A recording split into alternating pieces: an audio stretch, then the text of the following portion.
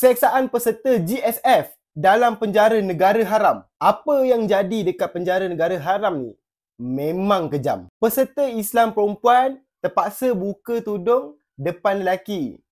Tudung tu sendiri dirampas. Peserta perempuan yang bukan Islam yang tak bertudung pula yang bagi baju derma untuk diorang ni kekal tutup aurat.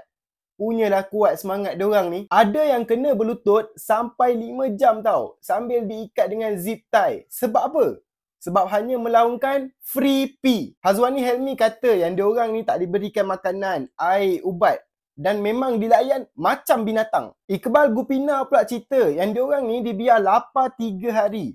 Haus dalam panas. Sampai ada yang terpaksa minum air tandas. Dia kata masa tu baru dia faham derita rakyat dunia G ni tau. Dah lah tak boleh nak jumpa peguam. Proses dijalankan pun tak apa siapa-siapa pun nak bela diorang ni. Aicin Katuglu kata dia nampak tulisan darah dekat dinding penjara tau. Seorang ibu tulis nama anak-anak dia dengan darah sendiri. Peserta Maghribi Yasin Benjalun kata diorang ni cuma dapat air lepas 32 jam. Warden masuk sel setiap 2 jam dengan anjing pemburu. Dan ada penembak hendap acukan senjata dekat luar sel.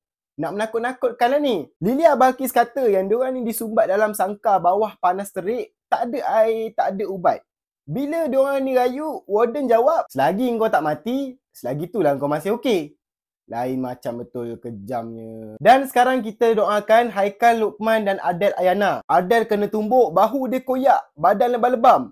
Haikal pula jarinya rosak, tak boleh gerak lepas dia dipijak tentera negara haram tu. Semoga diorang ni kuat dan juga semoga benda ni dapat membuka mata dunia tentang kekejaman negara haram tu.